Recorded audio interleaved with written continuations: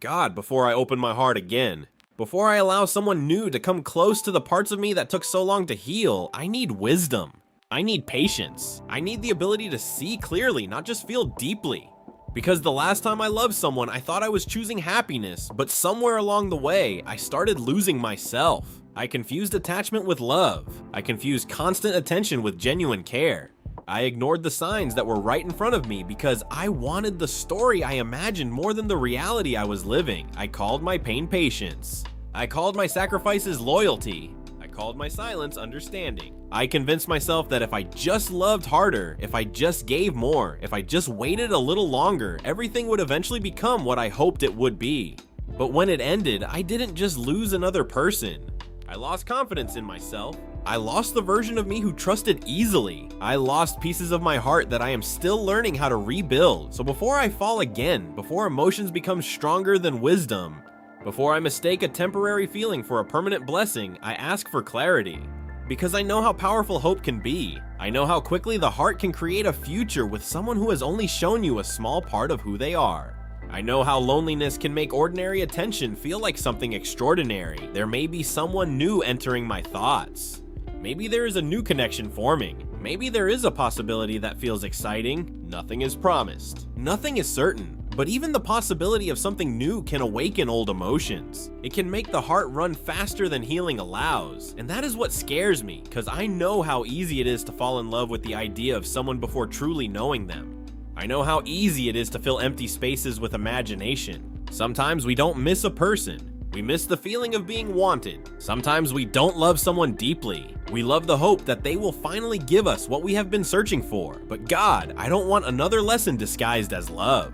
I don't want to choose someone because I am afraid of being alone. I don't want to hold on to someone just because they arrived during a moment when I needed comfort. I don't want to enter a new relationship while still carrying wounds from the last one, because before you love someone new, you have to understand yourself again. You have to understand why the last relationship hurt you. You have to understand what you accepted that you should have walked away from.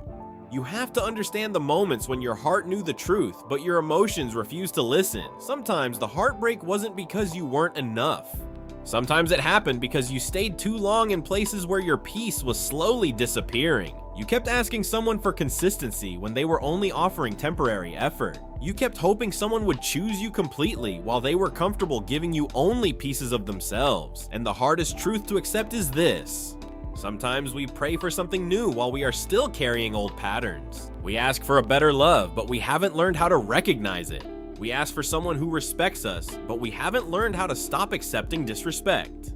We ask for peace, but we still chase the chaos that feels familiar. That is why this season matters. The time you spent alone was not wasted. The waiting was not punishment. The silence was not abandonment. It was preparation. It was a chance to rebuild your standards. It was a chance to understand your worth without needing someone else to confirm it. Before you give someone access to your heart again, remember this: not everything that feels good in the beginning is meant to stay forever. Sometimes a person feels special because they are truly special. But sometimes they feel special because you were emotionally hungry. And when the heart has been starving for connection, even the smallest amount of attention can feel like a miracle. You remember the last time. You promised yourself you would be careful, but then someone said the right words. Someone gave you attention. Someone made you feel seen. And slowly you started ignoring the things that didn't feel right because you were afraid of losing the feeling. You believed promises without watching actions. You listened to words without paying attention to patterns. You focused on who they could become instead of accepting who they were, and little by little, you started abandoning yourself just to keep someone else close. You gave endless patience where there was little respect. You gave understanding where there was no effort. You gave loyalty where there was uncertainty.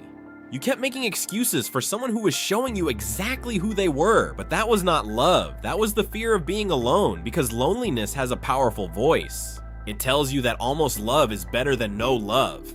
It tells you that attention means commitment. It tells you that chemistry means compatibility.